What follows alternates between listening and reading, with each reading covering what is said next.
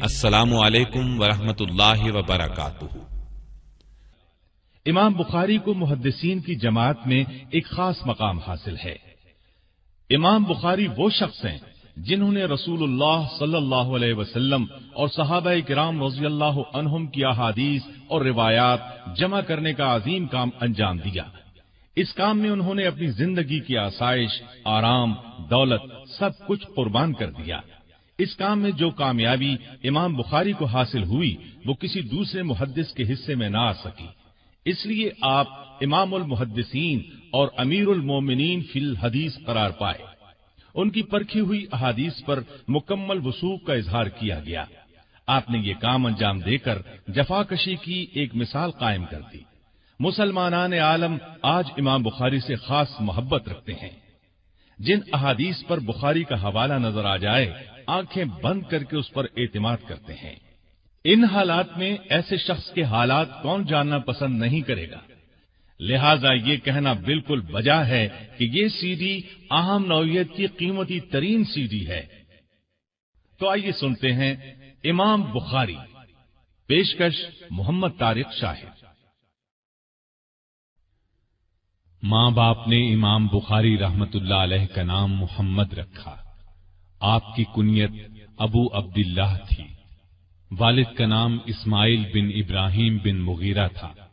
ان کی کنیت ابو الحسن تھی۔ بڑے پائے کے محدث تھے۔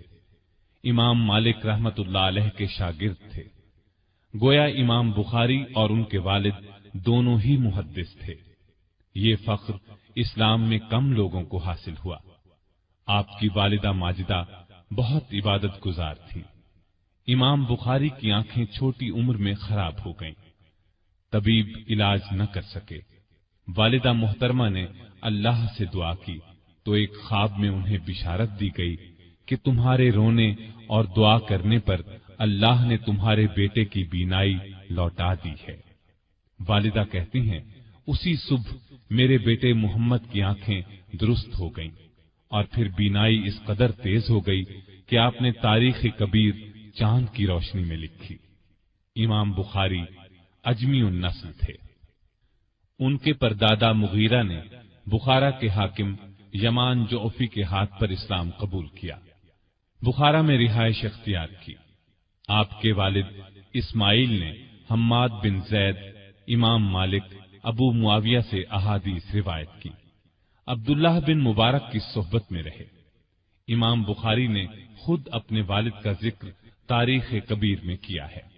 احمد بن حفص کہتے ہیں کہ امام بخاری کے والد اسماعیل نے اپنی وفات کے وقت کہا تھا، میرے علم کے مطابق میرے مال میں ایک درہم بھی حرام کا یا مشتبہ نہیں ہے۔ زمین کے جس خطے میں امام بخاری کی ولادت ہوئی وہ علاقہ خراسان کا مشہور شہر بخارا ہے۔ بخارا ماوراء النہر کے شہروں میں ایک قدیم، بڑا اور شاندار شہر ہے۔ دریائے جیہوں سے 2 روز کی مسافت پر ہموار زمین پر آباد ہے۔ اسلامی فتوحات سے پہلے یہ شہر سامانیہ ملوک کا دارالسلطنت تھا۔ کہا جاتا ہے مسلمانوں نے اس شہر کو سیدنا امیر معاویہ رضی اللہ عنہ کے زمانے میں 55 ہجری میں فتح کیا تھا۔ فتح ہونے کی تاریخ 88 یا 90 ہجری بھی بتائی جاتی ہے۔ بہرحال آپ نے اسی تاریخی شہر بخارا میں 13 شعبان 194 ہجری میں آنکھ کھولی۔ امام بخاری کا اپنا بیان ہے کہ یہ تاریخ ولادت میں نے اپنے والد کے ہاتھ کی لکھی ہوئی پائی۔ اور بھی کئی صاحب علم و کمال بخارا میں پیدا ہوئے۔ آپ نے علم کی گود میں پرورش پائی۔ والد کی وفات اس وقت ہوئی جب آپ چھوٹے ہی تھے۔ والدہ نے پرورش کی، ہوش سنبھالا تو دل میں احادیث کے حفظ کرنے کا شوق پیدا ہو گیا۔ کیوں نہ ہوتا؟ والد محدث جو تھے۔ لوگوں نے امام بخاری کو یہ کہتے سنا، اللہ نے مجھے اس وقت احادیث کے حفظ کا شوق دیا جبکہ میں ابھی مکتب میں تھا۔ اس وقت آپ کی عمر 10-11 سال تھی۔ اسی زمانے میں ایک واقعہ پیش آیا۔ علامہ داخلی اس وقت بڑے پائے کے محدث تھے۔ بخارا میں ان کی درسگاہ بڑی بارونق اور مشہور تھی۔ معمول کے مطابق درس دے رہے تھے۔ امام بخاری بھی درس میں شامل تھے۔ علامہ داخلی نے ایک حدیث کی سند بیان کرنے میں غلطی کی۔ امام بخاری نے ادب سے ٹوک دیا اور درست سند بیان کر دی۔ اس پر علامہ داخلی نے آپ کو ڈانٹ دیا۔ امام بخاری نے فرمایا، اگر آپ کے پاس اصل کتاب ہو تو اس میں دیکھ لیجئے۔ علامہ داخلی گھر گئے، اصل کتاب کو دیکھا تو امام بخاری کا ٹوکنا درست تھا۔ چنانچہ انہوں نے امام بخاری کے سامنے اپنی غلطی تسلیم کر لی۔ اس وقت امام بخاری کی عمر صرف 11 سال تھی۔ امام بخاری کو جس طرح حفظ حدیث کا شوق بچپن ہی میں ہو گیا تھا، اسی طرح ان میں یہ شوق بھی پیدا ہو گیا کہ صحیح احادیث کو غیر صحیح احادیث سے الگ کریں اور علم حدیث کے ہر شعبے سے آگاہی حاصل کریں۔ غرض ان تمام باتوں کی طرف میلان شروع سے ہی تھا۔ پھر جوں جوں وقت گزرتا گیا ان کے یہ خیالات جڑ پکڑتے چلے گئے۔ اس زمانے میں انہوں نے جن اساتذہ سے علم حاصل کیا تھا ان کے نام یہ ہیں: محمد بن سلام بیکندی، محمد بن یوسف بیکندی، عبداللہ بن محمد مسندی، ابراہیم بن اشعث۔ ان علماء کرام کی بخارا میں درسگاہیں تھیں۔ انہی دنوں کا ایک حیرت انگیز واقعہ علامہ سلیم بن مجاہد بیان کرتے ہیں۔ میں ایک روز محدث وقت محمد بن سلام بیکندی کی خدمت میں حاضر ہوا۔ محدث صاحب مجھے دیکھتے ہی بولے، تم ذرا دیر پہلے آتے تو میں تمہیں ایسے لڑکے سے ملواتا جسے 70,000 حدیثیں یاد ہیں۔ یہ سن کر مجھے بہت حیرت ہوئی۔ حلیہ اور نام وغیرہ پوچھ کر میں اسی وقت ان کی تلاش میں نکلا۔ آخر مجھے مل گئے۔ میں نے ان سے پوچھا، تمہارا ہی یہ دعویٰ ہے کہ تمہیں 70,000 احادیث یاد ہیں؟ امام صاحب نے ان کی بات سن کر جواب دیا، ہاں بلا شبہ مجھے اتنی احادیث یاد ہیں، بلکہ اس سے بھی زائد۔ اور صرف یاد ہی نہیں بلکہ جس حدیث کے بارے میں سوال کریں گے اس کے راویوں کی وفات، جائز سکونت اور دیگر حالات بھی بتا دوں گا، اور جو قول یا فعل صحابی یا تابعی کا بیان کروں گا اس کے ساتھ یہ بھی بتا سکتا ہوں کہ ان کا یہ قول و فعل کس آیت یا حدیث سے اخذ کیا گیا ہے۔ ایک روز محمد بن سلام بیکندی نے سفر پر جانے سے پہلے امام بخاری سے کہا، تم میری کتاب کو دیکھ لو اور اس میں جو غلطی ہو اس کی اصلاح کر دو۔ کسی نے علامہ بیکندی کی یہ بات سن کر حیرت ظاہر کی اور کہا، آپ فن کے امام ہو کر ایک نوجوان لڑکے سے یہ فرما رہے ہیں، میری کتاب میں سے غلطیاں نکال دو۔ علامہ بیکندی نے اس کی بات سن کر جواب میں فرمایا، ہاں اس نوجوان کا کوئی ثانی نہیں ہے۔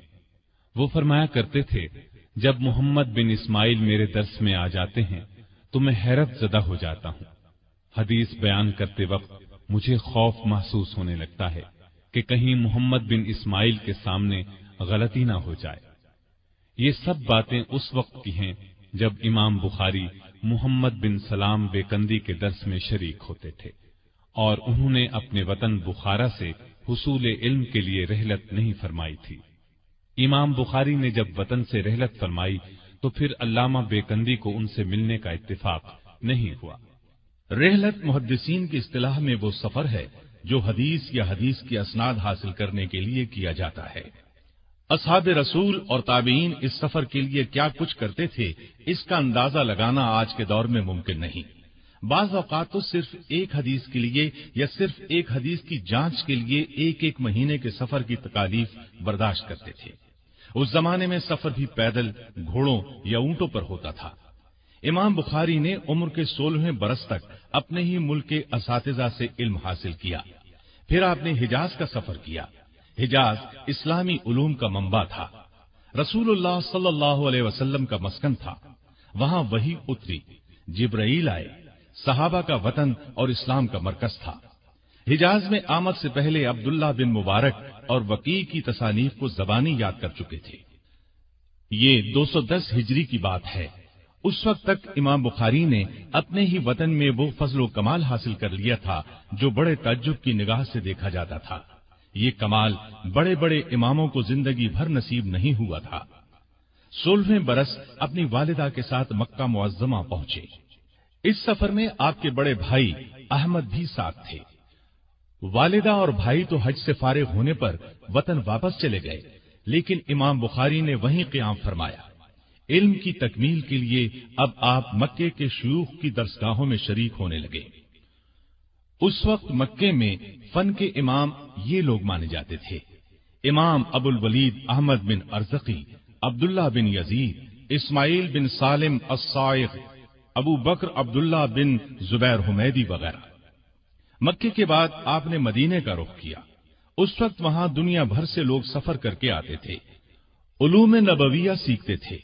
आप 18 साल की उम्र में 212 हिजरी में मदीने पहुंचे। उस वक्त मदीने में ये हजरात दर्स देते थे: इब्राहिम बिन मुंजिर, मुतर्रफ बिन अब्दुल्लाह, इब्राहिम बिन हमजा, मोहम्मद बिन उबैदुल्लाह, अब्दुल अजीज बिन अब्दुल्लाह उवैसी वगैरह। इसी सफर में उन्होंने अपनी तारीख कबीर का मुसव्वदा चांदनी रातों में लिखा। मुअर्रिखीन का कहना है कि आपने यहां 6 साल गुजारे, फिर बसरा का रुख किया। उस वक्त बसरा इल्म के मैदान में बहुत तरक्की पर था। बसरा में इमाम अबू आसिम नबील, सफवान बिन ईसा, बदल बिन मुहब्बर, हरमी बिन अम्मारा, अफ़ान बिन मुस्लिम, मुहम्मद बिन अरअरा, सुलेमान बिन हर्ब, अबुल वलीद त्यालसी, इमाम आरिम और मोहम्मद बिन सिनान वगैरह से इस्तिफादा किया। बसरा का इमाम बुखारी ने 4 बार सफर किया। बसरा के बाद कूफे का सफर किया। इसी तरह बगदाद की रहलत की। कूफे में उबैदुल्लाह बिन मूसा, अबू नुऐम, अहमद बिन याकूब, इस्माइल बिन अबान, हसन बिन रबी, खालिद बिन मखलद, सईद बिन हफ्स, तल्क बिन गन्नाम, उमर बिन हफ्स, कबीसा बिन उकबा, अबू गस्सान वगैरह से रिवायात ली और इसके बाद बगदाद का सफर किया। बगदाद उस वक्त खिलाफत अब्बासिया का दारुस सल्तनत था। हुकूमत की तरफ से इल्म की बहुत कद्र व मंजिलत होती थी, इसलिए बगदाद इल्म का गहवारा बना हुआ था। वहां हर तरफ से अहले कमाल जमा हो गए थे। बगदाद में उस वक्त ये शुयूख मौजूद थे: इमाम अहमद बिन हम्बल रहमतुल्लाह अलैह, मोहम्मद बिन ईसा सब्बाग, मोहम्मद बिन साइक और सुरैज बिन नौमान। बगदाद का इमाम बुखारी ने 8 मरतबा सफर किया, फिर शाम का सफर किया। शाम के बाद मिस्र, जजीरा, खुरासान, मर्व, बलख, हिरात के सफर किए। इन तमाम मकामात के शुयूख से इस्तिफादा किया। मुहद्दिसीन लिखते हैं, इमाम बुखारी इन तमाम शहरों में तलब इल्म के लिए गए और वहां क़याम किया। खतीब बगदादी लिखते हैं, इमाम बुखारी ने तमाम शहरों के मुहद्दिसीन की तरफ सफर किया। खुरासान और इराक के तमाम मुल्कों, हिजाज, शाम और मिस्र में हदीसें लिखी। बगदाद तो कई बार गए। जाफर बिन मुहम्मद कत्तान लिखते हैं कि मैंने इमाम बुखारी को कहते हुए सुना है, मैंने 1000 से जायद असातिज़ा से अहादीस लिखी और मैं सनद के बगैर कोई हदीस याद नहीं रखता। आपके तक़वे का आलम क्या था, इसका अंदाजा इस वाक़े से लगाया जा सकता है कि एक बार आपको समंदर का सफर करना पड़ा। आप जहाज में सवार हुए। आपके पास 1000 अशरफियां थीं। एक साहिब ने जहाज वालों को आपके बारे में बता दिया कि ये कौन है, लिहाजा जहाज वाले आपकी खिदमत में लगे रहे। इस काम के लिए उन्होंने अपना एक साथी मुस्तकिल तौर पर आपके साथ कर दिया। उसने खूब खिदमत की। इमाम साहिब उसकी खिदमत से बहुत मुतासिर हुए। बातों बातों में 1000 अशरफियों का जिक्र कर बैठे। एक सुबह उनका साथी सोकर उठा तो चीखने चिल्लाने और सर पीटने लगा और कपड़े फाड़ने की नौबत आ गई। लोग बहुत हैरान हुए। पूछा, आखिर हुआ क्या? जब सब इसरार करने लगे तो बोला, मेरे पास 1000 अशरफियों की थैली थी, वो गुम हो गई है। अब एक एक की तलाशी ली जाने लगी। इमाम साहिब ने चुपके से अशरफियों की थैली समंदर में गिरा दी। सबके साथ इमाम बुखारी की भी तलाशी ली गई। जब किसी के पास से भी थैली न मिली तो सबने उसे बुरा भला कहा। सफर खत्म हुआ। लोग जहाज से उतरे।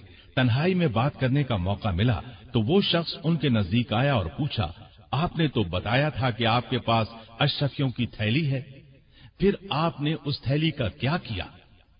इमाम बुखारी ने फरमाया, मैंने थैली समंदर में गिरा दी।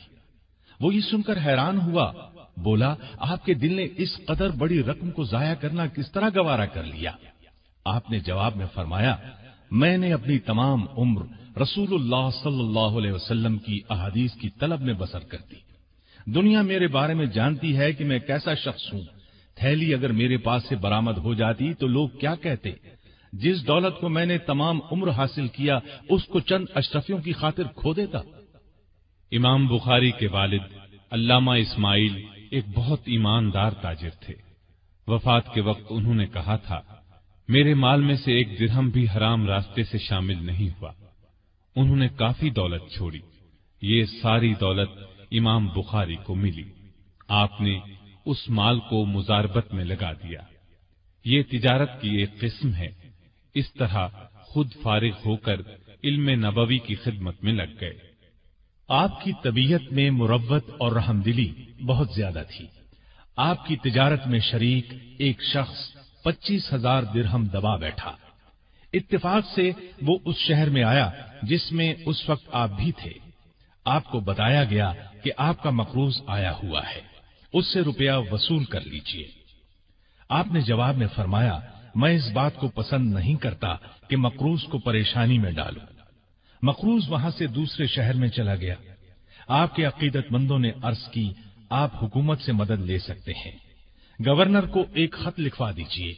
गवर्नर उसे गिरफ्तार कर लेगा और उसे कर्जा अदा करना पड़ेगा।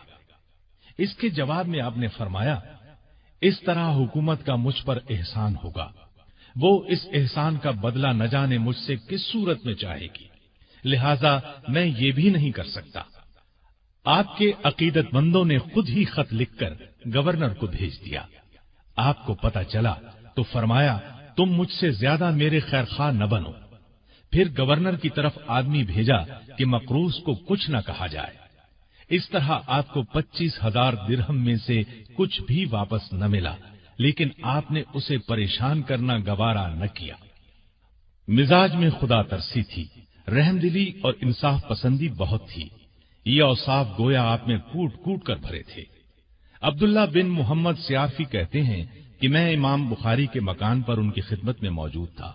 आपकी लौंडी आई और आपके पास से होकर दूसरी तरफ जाने लगी। उसका पांव दवात से टकरा गया, दवात उलट गई, रोशनाई गिर गई। इमाम बुखारी ने गुस्से से फरमाया, कैसे चलती है? लौंडी ने फौरन कहा, रास्ता न हो तो किस तरह चलूं? इस पर इमाम बुखारी ने गुस्से होने की बजाय उससे फरमाया, जा, मैंने तुझे आजाद किया। अब्दुल्ला बिन सियाफी कहते हैं, मैंने अर्ज किया, आपको तो उसने गुस्सा दिलाने की बात की और आप हैं कि उसे आजाद कर दिया। आपने जवाब में फरमाया, जो उसने कहा मैंने अपने नफ्स को उस पर राजी कर लिया। गोया इमाम बुखारी ने लौंडी को तंबीह नहीं की, अपने नफ्स को की। अबू हफ्स आपके वालिद के शागिर्द थे। उन्होंने तिजारत का कुछ माल आपकी खिदमत में भेजा। कुछ ताजिर शाम के वक्त आपके पास आए और उस माल को खरीदना चाहा।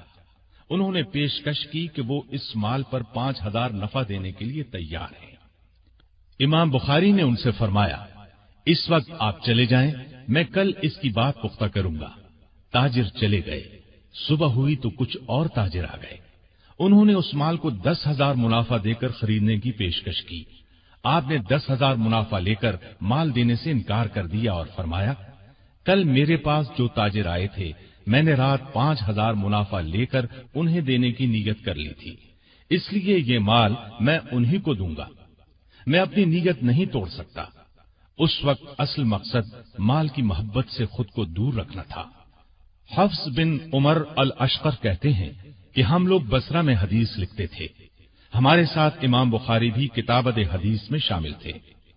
इस दौरान में हमने कई रोज तक उन्हें गायब पाया। तलाश किया तो अपने हुजरे में मिले और नीम उरिया हालत में थे। दरियाफ्त करने पर पता चला कि खर्च बिल्कुल खत्म हो गया है। बदन के कपड़े भी फरोख्त हो चुके हैं। आखिरकार हमने चंदा किया, आपके लिए कपड़े तैयार कराए। मतलब ये कि इस नौबत तक पहुंचने पर भी साथियों से जिक्र तक नहीं किया। अबू माशर जरीर एक नाबीना मुहद्दिस थे। एक रोज आपने उनसे कहा, अबू माशर, मुझे मुआफ कर दें। उन्होंने हैरान होकर पूछा, आप किस बात की मुआफी मांग रहे हैं? कहा, आपने एक रोज एक हदीस बयान की थी, میں نے آپ کو دیکھا آپ بہت خوش ہیں اور خوشی کی زیادتی سے ہاتھ اور سر ہلا رہے ہیں۔ آپ کو اس حالت میں دیکھ کر میں مسکرا اٹھا، اس لیے آپ مجھے معاف کر دیں۔ ابو معاشر نے کہا، اللہ آپ پر رحم فرمائے، آپ سے کسی طرح کی باس پرس نہیں۔ ایک مرتبہ ایک شخص نے آپ کی داڑھی میں سے تنکا نکال کر وہیں مسجد میں ڈال دیا۔ جب تک لوگ آپ کی خدمت میں موجود رہے اور باتیں کرتے رہے، آپ کی نگاہ برابر اس تنکے کی طرف رہی۔ آخر لوگوں کی نظر بچا کر آپ نے اس تنکے کو اٹھایا اور اپنی آستین میں رکھ لیا، پھر مسجد کے باہر ڈالا۔ یہ مسجد کا ادب اور احترام تھا، اور مطلب یہ تھا کہ جس چیز سے داڑھی کو صاف رکھا جائے اس سے مسجد کو بھی صاف رکھنا چاہیے۔ خالد بن احمد زحلی بخارا کا گورنر تھا۔ اس نے آپ سے درخواست کی کہ آپ شاہی محل میں آ کر مجھے اور شہزادوں کو حدیث اور تاریخ کا درس دیں۔ امام بخاری نے صاف انکار کر دیا اور ان کو بتا دیا کہ علم کے قدردان اب بھی موجود ہیں جن کو دنیا کی کوئی پرواہ نہیں۔ جو پیغام لے کر آیا تھا اس کی زبانی کہلا بھیجا۔ میں حرم شاہی میں جا کر خوشامدی نہیں بننا چاہتا، اس میں علم کی بے قدری ہے۔ اب گورنر نے درخواست کی کہ اگر آپ حرم شاہی میں تشریف لانا پسند نہیں کرتے تو شہزادوں کے لیے خاص وقت دیں جس میں عام لوگ نہ ہوں۔ آپ نے جواب میں فرمایا، یہ نبی اکرم صلی اللہ علیہ وسلم کی میراث ہے، اس میں عام خاص سب کا برابر حصہ ہے۔ میری درسگاہ اور مسجد کا دروازہ ہر وقت اور ہر شخص کے لیے کھلا ہے، جسے شوق ہو آ کر فائدہ اٹھا لے، کسی کے لیے روک ٹوک نہیں۔ میں کبھی ایسی درخواست منظور نہیں کر سکتا۔ اگر میرے جواب سے ناخوش ہو تو بزور میرا درس روک دو۔ اس صاف اور بے لاگ جواب سے والی بخارا سخت برہم ہوا اور شہر سے آپ کو باہر نکالنے پر تل گیا، لیکن امام بخاری کا سکہ تمام مسلمانوں پر ایسا جمع ہوا تھا کہ وہ طاقت کے بل پر بھی کچھ نہ کر سکا۔ آخر دوسرا طریقہ اختیار کیا، چند لوگوں کو اس بات کے لیے مقرر کیا کہ امام بخاری پر کوئی ایسا الزام لگایا جائے کہ عام لوگ آپ سے بدظن ہو جائیں۔ چنانچہ ایک جھوٹا الزام لگایا گیا اور شہر چھوڑنے کا حکم دے دیا گیا۔ الزام یہ تھا کہ امام بخاری قرآن کے الفاظ کے مخلوق ہونے کے قائل ہیں۔ اس پر شہر میں ہنگامہ کھڑا ہوا۔ یہ ہنگامہ بھی دراصل ان لوگوں نے کھڑا کیا تھا۔ آپ شہر چھوڑنے پر مجبور ہو گئے۔ شہر سے جاتے وقت آپ نے یہ بد دعا دی، اے اللہ، جس بات کا ان لوگوں نے مجھ پر الزام لگایا ہے تو وہی بات ان کی اپنی ذات اور ان کی اولاد میں دکھا۔ چند روز بعد ہی اس دعا کا اثر ظاہر ہوا۔ خراسان کے حکمران نے بخارا کے حاکم خالد بن احمد زحلی کے بارے میں یہ فرمان جاری کیا کہ اسے گدھے پر بٹھا کر شہر میں گھمایا جائے، اس کے بعد قید میں ڈال دیا جائے۔ انجام یہ ہوا کہ یہ قید میں ہی مر گیا۔ جن لوگوں نے امام بخاری پر الزام لگانے میں حصہ لیا تھا ان میں سے ہر ایک کا انجام بد سے بدتر ہوا۔ ان میں سے حریث بن ورقہ کو تو وہ ذلت اٹھانا پڑی جو بیان سے باہر ہے۔ الزام لگانے کے لیے حاکم بخارا نے اس شخص کو آگے کیا تھا۔ امام بخاری بخارا سے نکل کر بیکند پہنچے، لیکن اس الزام کی خبر بیکند بھی پہنچ چکی تھی۔ وہاں دو فریق ہو گئے۔ ایک امام بخاری کو اس الزام سے بری سمجھتا تھا، دوسرا گروہ مفسدوں کا تھا۔ امام بخاری نے اس صورتحال میں وہاں ٹھہرنا مناسب نہ سمجھا۔ اس دوران میں سمرقند کے لوگوں کو آپ کے بیکند پہنچنے کی خبر مل گئی۔ انہوں نے آپ سے درخواست کی کہ سمرقند تشریف لے آئیں اور مسند درس سنبھالیں۔ آپ نے درخواست منظور فرمائی اور سمرقند کے لیے روانہ ہوئے۔ راستے میں خرتنگ نامی بستی میں ایک عزیز کے مکان میں ٹھہرے۔ تہجد کی نماز میں آپ نے دعا کی، اے اللہ، تیری زمین کشادہ ہونے کے باوجود مجھ پر تنگ ہو گئی ہے، مجھے اپنے پاس بلا لے۔ اللہ نے ان کی دعا قبول کر لی۔ چند روز کے بعد آپ نے وہیں وفات پائی۔ جس عزیز کے ہاں آپ ٹھہرے ہوئے تھے اس کا نام غالب بن جبریل تھا۔ وہ کہتے ہیں چند روز تک امام بخاری میرے مکان پر تندرست رہے۔ आखिर बीमार हो गए। इसी हालत में समरकंदियों की तरफ से दरखास्तें आने लगी। बहुत जोर दिया गया कि आप समरकंद तशरीफ ले आए। आपने हालत मरज ही में जाना मंजूर फरमा लिया, लेकिन उस वक्त उन्हें मालूम हुआ कि बुखारा का फितना समरकंद में भी पहुंच चुका है और वहां भी 2 जमातें हो गई हैं। तो आपने अपने लिए दुआ फरमाई, ए अल्लाह, मुझे अपने पास बुला ले, मुझ पर तेरी जमीन कुशादा होने के बावजूद तंग हो गई है। उधर इख्तिलाफात के बाद समरकंद वालों ने इस इल्जाम के बेबुनियाद होने पर इत्तेफाक कर लिया और आपको समरकंद ले जाने पर जोर दिया। आपने सवारी तलब की, चलने की तैयारी की, मोजे पहने, अमामा बांधा। एक साहिब ने सहारा देने के लिए दोनों बाजू थामे। सवारी की जानिब 15-20 कदम बढ़े होंगे कि फरमाया, मुझे छोड़ दो, कमजोरी बढ़ती जा रही है। इमाम बुखारी ने हाथ उठाकर कुछ दुआएं की और लेट गए। आपके जिस्म से बेतहाशा पसीना जारी हो गया, यहां तक कि आप ईद उल फित्र की शब 256 हिजरी में इंतकाल कर गए। उस वक्त आपकी उम्र करीबन 62 बरस थी। इन्ना लिल्लाहि व इन्ना इलैहि राजिऊन। रूह परवास कर जाने के बाद भी जिस्म पर पसीने का असर था। आखिर गुस्ल देकर कफर में लपेट दिए गए। ईद उल फित्र के दिन बाद नमाज जुहर वहीं खरतंग नामी बस्ती में आपको दफन कर दिया गया। इस तरह ये आफताब आलम, अहादीस रसूल का खादिम, दुनिया भर के इंसानों पर एहसान करने वाला, उलूम नबविया का माहिर रुखसत हो गया। मरने से पहले वसीयत फरमाई, मुझे सुन्नत के मुताबिक 3 कपड़ों में कफन देना, इनमें कुर्ता और अम्मामा न हो। इमाम बुखारी की वफात पर उलमाए उम्मत ने बहुत हसरत जाहिर की। यहया बिन जाफर बेकंदी ने आपकी वफात की खबर सुनकर फरमाया, इमाम बुखारी की मौत इल्म की मौत है। आपने कोई औलाद नहीं छोड़ी, ये दुरुस्त है। आपने कोई सुलभी औलाद नहीं छोड़ी, लेकिन आज इमाम बुखारी की रूहानी औलाद करोड़ों में है। इमाम बुखारी जिस खित्ते में तशरीफ ले जाते, मुसलमानों का उनके गिर्द हुजूम हो जाता था। लोग उनके फजल और कमाल की हिकायात सुन सुनकर उन्हें देखने की तमन्ना किया करते थे। इसलिए जहां पहुंचते वहां हुजूम की वजह से तिल धरने की जगह न मिलती। इल्म की तकमील के बाद जब आपने बुखारा का इरादा फरमाया तो बुखारा वाले इस्तिकबाल के लिए शहर से बाहर उमड़ आए।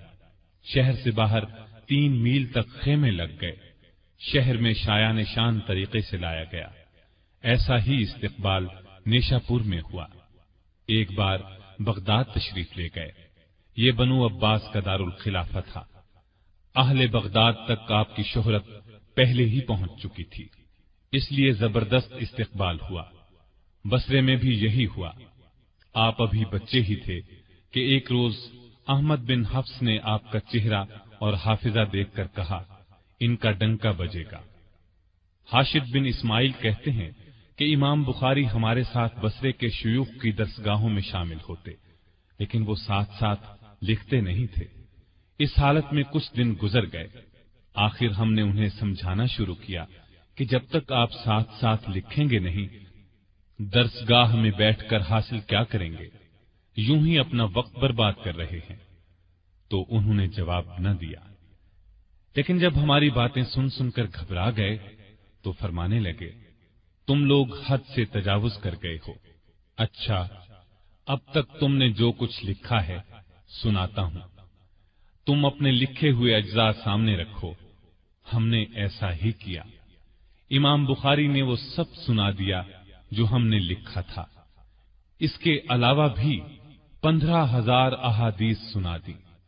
यहां तक कि हमने अपने अपने अज्जा की इस्लाह उनके जुबानी पढ़े हुए से की। बगदाद में एक अजीब वाकया पेश आया। वहां के उलामा ने आपके हाफिजे की अजीब व गरीब बातें सुनकर उनका इम्तिहान लेने का प्रोग्राम बनाया। 100 अहादीस को लिया गया, उनको बिल्कुल उलट पुलट कर दिया गया। एक की सनद दूसरे मतन पर और दूसरे की सनद तीसरे मतन पर चस्पा कर दी गई। फिर ये 100 अहादीस 10 उलामा में 10-10 तकसीम कर दी गई। پہلے عالم نے امام بخاری کے سامنے اپنی 10 احادیث میں سے ایک حدیث پڑھی۔ اس وقت یہ امتحان دیکھنے کے لیے گویا پورا شہر امڑ آیا تھا، اہل و عیال جمع تھے۔ آپ نے حدیث سن کر کہا، میں اسے نہیں جانتا۔ اس نے دوسری پڑھی، آپ نے فرمایا، میں نہیں جانتا۔ یہاں تک کہ اس نے 10 کی 10 پڑھ ڈالی۔ آپ نے ہر بار یہی کہا کہ میں نہیں جانتا۔ پھر دوسرے عالم کی باری آئی۔ اس طرح 10 کے 10 نے 100 احادیث آپ کے سامنے دہرا دی۔ آپ نے ہر بار یہی فرمایا، میں نہیں جانتا۔ اب وہاں جو عام لوگ تھے وہ پکار اٹھے، یہ کیا بات ہوئی؟ انہوں نے تو 100 کی 100 احادیث سن کر یہی کہا ہے، میں نہیں جانتا، جبکہ ان کے حافظے کی بہت شہرت سننے میں آئی۔ حافظہ نام کی تو ان میں کوئی چیز بھی نہیں ہے۔ یہ خیال عام لوگوں نے ظاہر کیا، جبکہ علماء نے کہا، امام ہماری اس حرکت کو سمجھ گئے۔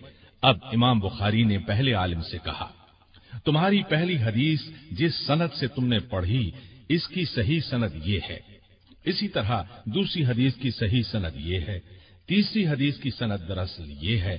اس طرح آپ نے اس کی 10 کی 10 احادیث کی صحیح اسناد بیان فرما دی۔ پھر دوسرے کی 10 احادیث کی باری آئی۔ اس طرح آپ نے 100 کی 100 احادیث کی درست سندیں سنا دی۔ اور سب سے زیادہ حیرت کی بات اس سارے معاملے میں یہ ہوئی کہ آپ نے 100 کی 100 احادیث بالکل اسی ترتیب میں سنائی جس ترتیب سے انہوں نے پڑھی تھی۔ اس وقت سب لوگ دانتوں تلے انگلیاں دبا کر رہ گئے، سبھی ان کے علم و فضل کو مان گئے۔ سمرقند میں اس سے بھی زیادہ عجیب معاملہ ہوا۔ وہاں فن حدیث کے 400 کامل محدث موجود تھے۔ امام بخاری کے علم کی ان تک خبر پہنچی۔ ان حضرات نے امام بخاری کو آزمانے کا فیصلہ کیا۔ انہوں نے کیا یہ کہ اہل شام کی احادیث کی سند عراقیوں کی سندوں سے بدل دی، اہل عراق کی سندوں کو شامیوں کی سندوں سے بدل دیا، حجاز کی روایتوں کو یمن کی روایتوں سے بدل دیا۔ اس طرح سب کچھ خلط ملط کر کے امام المحدثین امام بخاری پر یہ مجموعہ پیش کیا۔ آپ نے ساری غلطیوں کی قلی کھول کر رکھ دی۔ نہ کسی سند میں آپ سے چوک ہوئی، نہ کسی متن میں۔ آخر اہل سمرقند عاجز آ گئے۔ اللہ کے عطا کردہ حافظے کے سامنے انہوں نے سر تسلیم خم کر دیے۔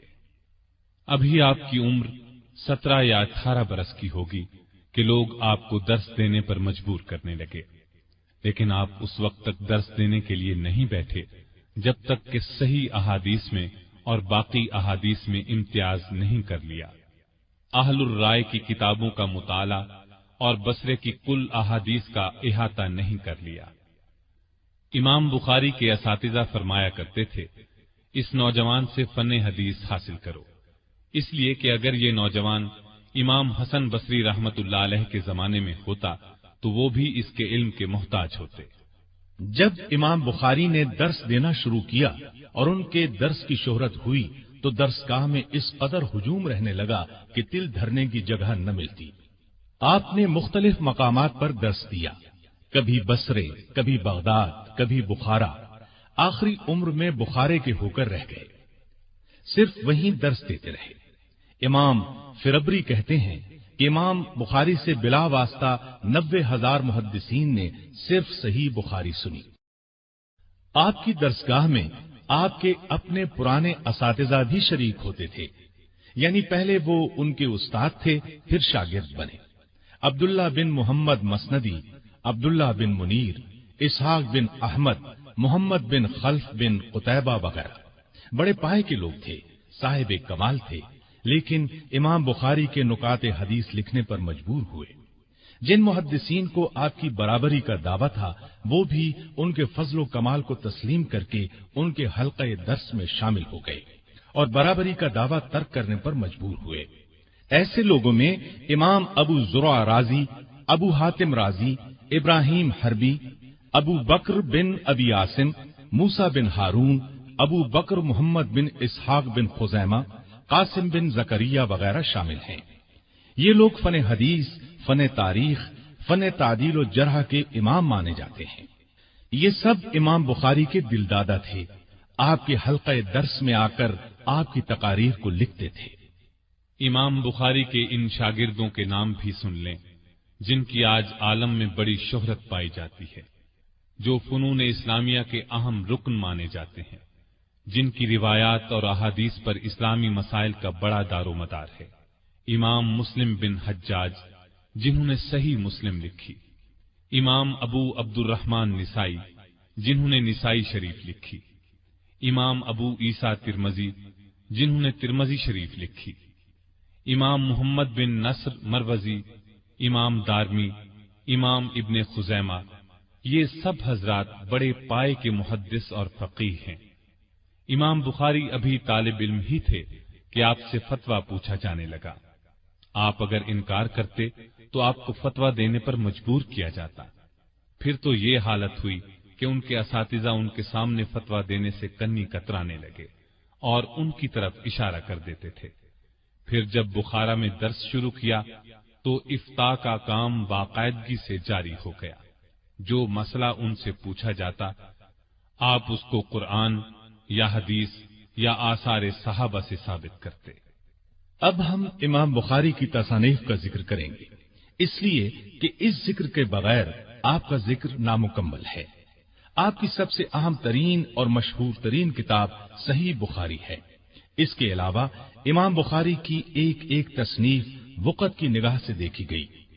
इमाम बुखारी ने तारीख कबीर लिखी तो इमाम इसहाक बिन राहुया जैसे बाकमाल शेख ने इस नादिर तालीफ को अमीर अब्दुल्ला बिन ताहिर हाकिम रह के दरबार में पेश करते हुए फरमाया, मैं तुम्हें एक बड़ा जादू दिखाता हूं। अल्लामा ताजुद्दीन सुक्की इस तारीख के बारे में लिखते हैं, इमाम बुखारी की तारीख वो किताब है कि इससे पहले किसी ने ऐसी मुबारक तालीफ नहीं लिखी, और जिस शख्स ने इमाम बुखारी के बाद इस किस्म की तालीफ की वो इस तारीख से इस्तिफादा किए बगैर नहीं रहा। बाज ने तो पैराया बदलकर अपनी तरफ मंसूब कर लिया। अल्लाह ताला इमाम बुखारी पर बरकतें फरमाए। उन्होंने तारीखी उसूल की बुनियाद डाली। तारीख कबीर वही किताब है जिसे इमाम बुखारी ने अपनी उम्र के 18वें साल की चांदनी रातों में लिखा। मस्जिद नबवी में हुजरा मुबारक और मिंबर के दरमियान बैठकर लिखा। इमाम इसहाक बिन राहुया ने उसको देखा तो अमीर अब्दुल्लाह बिन ताहिर खुरासानी के सामने पेश करके फरमाया, क्या मैं तुम्हें जादू न दिखाऊं? तारीख कबीर में सहाबा, ताबईन और तबा ताबईन के नाम हुरूफ तहज्जी की तरतीब से आए हैं। अगर एक ही नाम के कई लोग मौजूद हैं तो उनके बाप के नामों में हुरूफ तहज्जी की तरतीब मौजूद है। तारीख कबीर में ज्यादातर मसला रिवायत, तलम्मुज और समाअत का जिक्र है। अक्सर जगह जरह व तादील भी है। आपकी एक तसनीफ का नाम तारीखुल औसत है। आपकी एक तसनीफ अत-तारीखुस सगीर है। फन तारीख में इमाम बुखारी की ये भी एक बेमिसल तसनीफ है। फन हदीस को फन रिजाल से वही ताल्लुक है जो रूह को जिस्म से, इसलिए इमाम बुखारी को इससे खास शगफ था। इसमें इमाम बुखारी मशाहीर, सहाबा, ताबेईन और तबा ताबेईन की वफात के सन, नसब वगैरह का जिक्र करते हैं। आपकी एक तसनीफ का नाम अल जामिउल कबीर है। इसका जिक्र इब्ने ताहिर ने किया है। इसका मुफस्सल हाल मालूम न हो सका। एक किताब का नाम अल मुस्नदुल कबीर है। एक और तसनीफ अत तफसीरुल कबीर है। मजीद तसानीफ के नाम ये हैं, खल्क़ो अफ़आल इबाद, किताबुज़ ज़ुअफ़ा सगीर, अल हिबा, असामीउस सहाबा, किताबुल वहदान, किताबुल मबसूत, किताबुल इलल, किताबुल कुना, किताबुल फ़वाइद, अल अदबुल मुफ़रद, जुज़ रफ़ुल यदैन, बिर्रुल वालिदैन, किताबुल अश्रिबा, क़ज़ाया अस्सहाबा वत्ताबिईन, किताबुर रिक़ाक़, अल जामिउस सगीर फ़िल हदीस और जुज़ुल क़िराअत खल्फ़ुल इमाम वगैरह। आखिर में हम इमाम बुखारी रहमतुल्लाह अलैह के शागिर्दों के नाम आपको बताए देते हैं। पहला नाम इमाम मुस्लिम बिन हज्जाज रहमतुल्लाह अलैह का है। उन्होंने मुस्लिम शरीफ लिखी। बुखारी के बाद मुस्तनद तरीन किताब मुस्लिम शरीफ को माना गया। सही मुस्लिम की भी बहुत सी शुरूह लिखी गईं। تراجم بھی لکھے گئے۔ شروح اور تراجم کی تعداد قریباً 30 ہے۔ آپ کے ایک اور نامور شاگرد امام ابو عیسیٰ ترمذی رحمۃ اللہ علیہ ہیں۔ آپ نے جامع ترمذی لکھی، یہ صحاح ستہ میں شامل ہے۔ جامع ترمذی کے علاوہ ان کی اور بھی کئی مشہور تصانیف ہیں جن کے اردو، فارسی وغیرہ میں تراجم کیے گئے۔ آپ کے ایک اور شاگرد امام نسائی رحمۃ اللہ علیہ ہیں۔ انہوں نے سنن نسائی لکھی، یہ بھی صحاح ستہ میں شامل ہے۔ آپ کے ایک اور شاگرد فرابری رحمۃ اللہ علیہ ہیں۔ لوگ بخاری کا درس لینے کے لیے ان کے پاس دور دور سے آتے تھے۔ آپ کے ایک اور شاگرد امام دارمی رحمۃ اللہ علیہ ہیں۔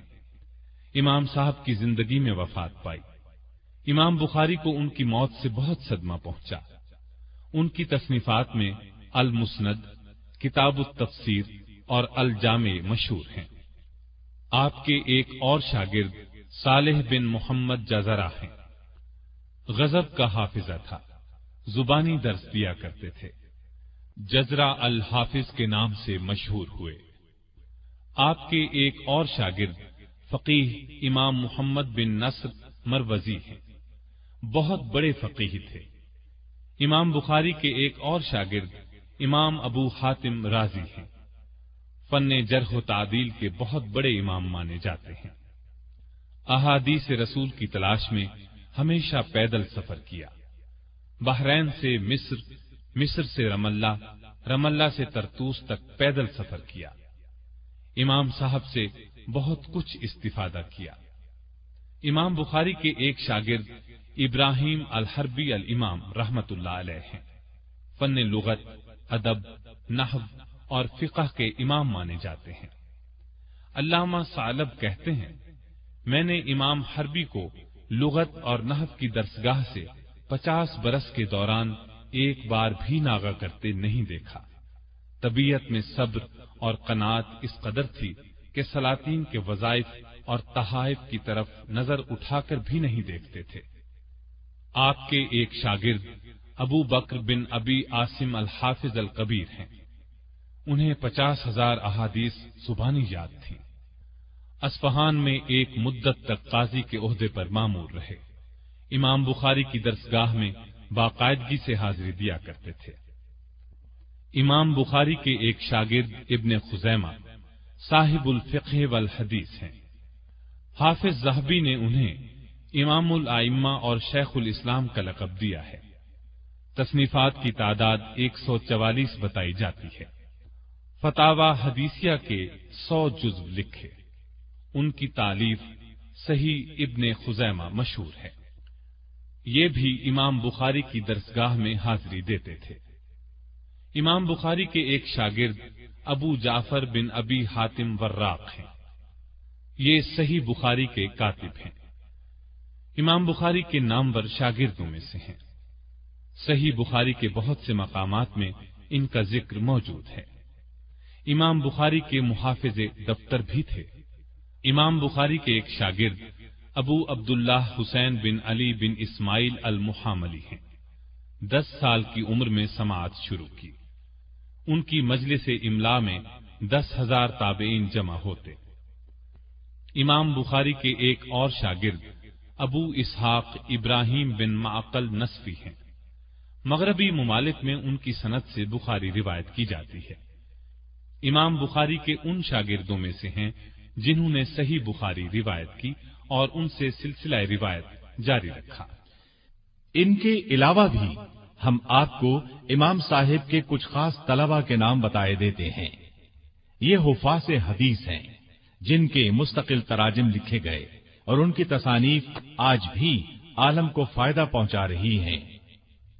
ابو بکر بن ابی دنیا، ابو بکر بزاز، موسیٰ بن ہارون حمال، ابو بشر دولابی، محمد بن قتیبہ بخاری، ابو الفضل احمد بن سلمہ، عمر بن محمد، حسین بن محمد، یعقوب بن یوسف بن اخرم، عبداللہ بن محمد بن ناجیہ، سہل بن شازویہ بخاری، عبید اللہ بن واصل، قاسم بن زکریہ، ابو قریش محمد بن جمعہ، محمد بن سلیمان باغندی، ابراہیم بن موسیٰ، ابو بکر احمد بن صدقہ بغدادی، اسحاق بن داود صواف، حاشد بن اسماعیل بخاری، محمد بن عبداللہ بن جنید، محمد بن موسیٰ، جعفر بن محمد نیسابوری، ابو بکر بن ابی داود، ابو القاسم بغوی، ابو محمد بن سعید اور محمد بن ہارون حضرمی وغیرہ۔